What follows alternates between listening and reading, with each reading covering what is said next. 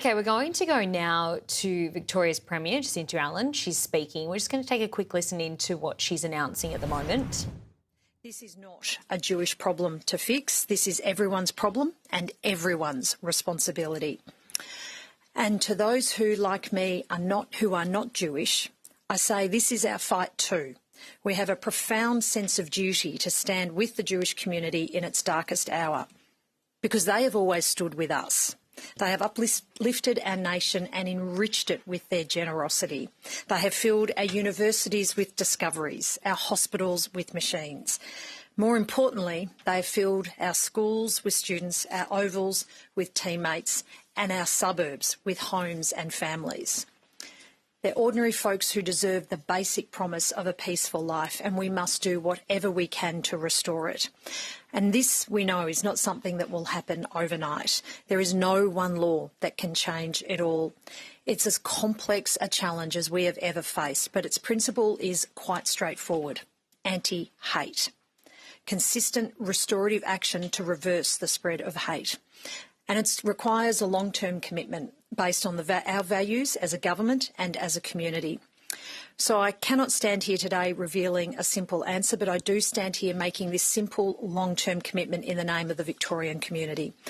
I take responsibility for everything that happens in this state, and I am sorry, and I stand with you for the long term. I will fight for you forever.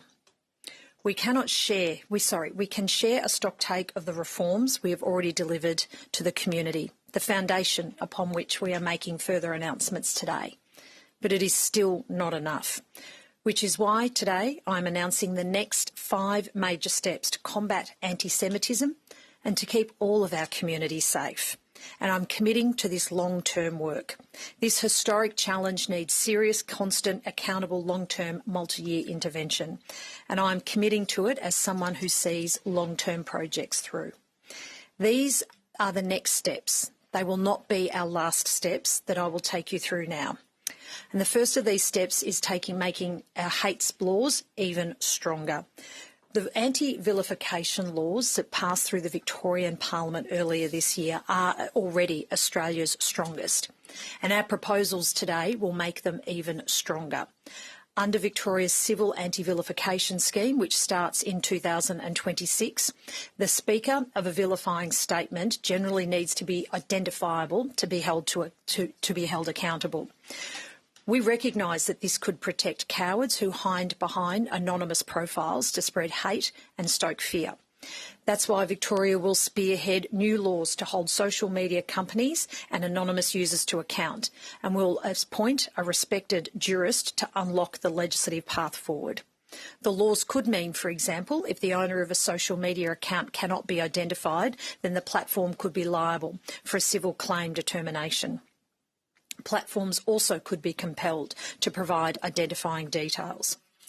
We will also move to bring forward the implementation of our civil anti-vilification scheme so that it starts in April of next year. And as a further step, we will bring laws to Parliament in early 2026 to remove the requirement that the Director of Public Prosecutions consent to police prosecutions for criminal vilification. This reverses a change that we had to make to the bill that we presented to the Victorian Parliament earlier this year to enable its passage through the Victorian Parliament following the failure to receive bipartisan support across the Parliament. Secondly, we will be taking action for calm on our streets following acts of terror. We will be looking at how we can introduce new special police powers to allow the Chief Commissioner of Victoria Police to stop or move on a public protest within a certain time frame following a designated terrorist event. These will be similar to the targeted new laws that are being proposed in New South Wales. I want to be clear, we have always defended the right to protest, and we will not allow a return to the undemocratic laws that aim to reduce the power of workers. But the safety of the community is paramount, which is why we are acting to provide the Chief Commissioner with special new powers. Thirdly, in the work that's going on across National Cabinet and across all jurisdictions to toughen gun laws, we know that we cannot be complacent, which is why National Cabinet has already moved on this front. To look at what further work needs to be done here in Victoria in both the context of the National Cabinet reforms and the work that is going on in New South Wales, we'll commission former Victorian Chief Commissioner of Police Ken Lay to help us to deliver the commitment here in full so our gun laws reflect the contemporary risks of today. Fourthly, we know that we need to do more and particularly take a prevention-first approach to political extremism. We are releasing today Victoria's strategy for preventing and countering violent extremism. This is an evidence-backed plan dealing with extremism of all kinds, including people with far left and far right religious or other ideological motivations. We will appoint a commissioner for preventing and countering violent political extremism to implement this strategy across government and also to work with the community, because the strategy has found that community initiatives are the bedrock to prevent the emergence of all kinds of violent political extremists. So whether it's initiatives such as outreach and education programs to support schools, clubs and places of worship. But also, too, above all, the new Commissioner will ensure that this community prevention approach is always solidly in place alongside the traditional targeted interventions and law enforcement. And finally, as we look to take the path of long-term accountability and also, too, the pathway to normal, and in many ways, this is the most important step. Our ultimate long-term goal is a return to a sense of normality for members of Victoria's Jewish community. They deserve to live their lives in dignity without having to constantly defend their family, identity, dress, homes, businesses, schools and shuls. We won't ever tackle this with a series of short-term actions. We need a long-term commitment. And we as a government understand we need to be held accountable to it. We want long-term goals that are up in lights for everyone to see and for everyone in Victoria too to embrace and to work on together, Jew and non-Jew alike. We will convene a council of eminent Victorians to help us develop and then deliver simple, measurable goals. We'll then use them to drive and fund the long-term work that it needs to be undertaken. And whilst we undertake this long-term work, we are absolutely focused on the needs here and now. That's why our engagement to date with the Jewish community has focused on forums such as the Leah Group and the Anti-Hate Task Force. The Special Envoy's plan to combat anti-Semitism also contains short and long-term recommendations and actions, and we are implementing them here in Victoria. We have already adopted the strongest and clearest definition of anti-Semitism. We have already mandated Holocaust teaching in government schools, and we have progressed significant law reform addressing anti-Semitism and racism. We are funding VERIOC to help workplaces fight hate. Today we will go further.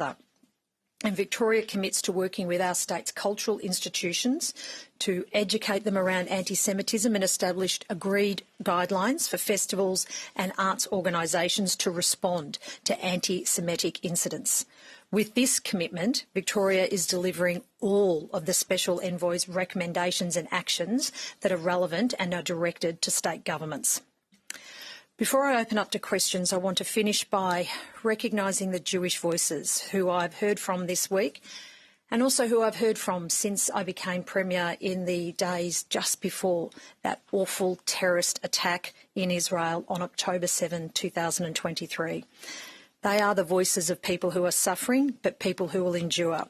These voices ring with extra clarity following the attacks of December 14. We must honour these voices. By listening to them and then acting, we don't just rebuild Australia as a place free of anti-Semitism, we can then too make it safer for everyone, whoever they are, whoever they pray to, whoever they love, and whatever they look like.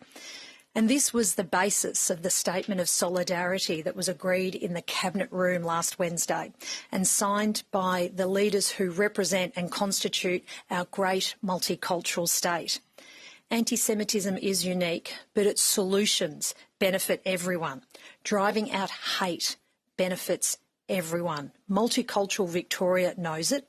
A Victoria free of anti-Semitism is a state that we can all live in, that is safer, kinder and gentler for all of our families and all of our communities.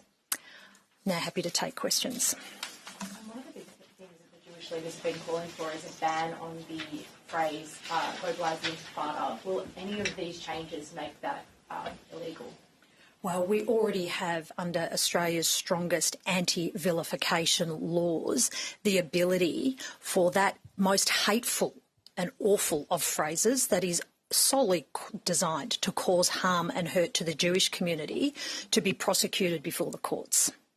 Mike Bush has said it's very unlikely, though. Well, he said it's unlikely, and they haven't had a case yet where it actually could reach that level. So do the laws actually capture? So we have the strongest anti-vilification laws here in the country, and we will be making them stronger, as I've indicated, both through giving the ability for further prosecutions to be pursued online, but also too, removing the requirement for prosecutions to go through the OPP means that they can go directly to a court process. The advice we have is that that most hateful of phrases can absolutely be sent for prosecution before the courts. And I've been very clear. If there is more to do to strengthen this law, then we will.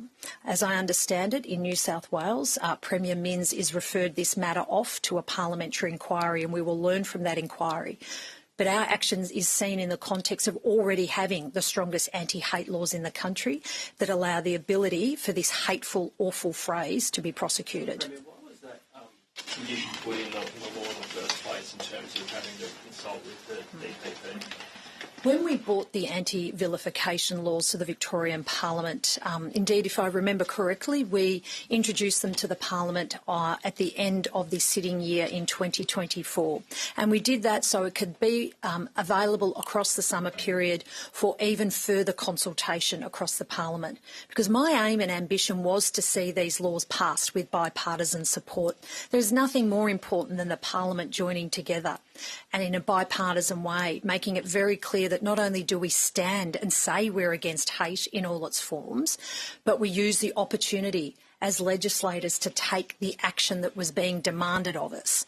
And the anti-vilification laws came about as a result of an incredible amount of work and consultation that had been undertaken across the community. But when those laws were put to the Parliament, they did not receive bipartisan support, despite the requests, the pleadings of the multicultural and multi-faith communities, including the Jewish community. They did not receive bipartisan support. So when we had a choice as a government, do we want to see these laws pass the Parliament? Yes, we made that choice that we wanted to see our strongest anti-hate laws pass through the Parliament. And to do so, in the absence of bipartisan support, in the absence of support from the Liberal Party, we did have to go and negotiate these laws through the crossbench in the Legislative Council. That did not change the fact that as a result we had the strongest anti-hate laws in the country, but disappointingly it meant that they were not supported across the Parliament. So if you couldn't get through last time without this clause, how are you going to do it this time? Well, this will be the amendment will focus on this one change, which is bringing about removing the requirement for prosecutions to go through the Office of Public Prosecutions. So you're confident that the coalition will support? Well, that is a question that is best put to the opposition, to the Liberal Party, who have been saying a lot in the past week about wanting to see action. Well, we are taking action today, and I do hope that, unlike in the past, this can receive bipartisan support and make it absolutely clear where the Victorian Parliament stands on hateful behaviour. In terms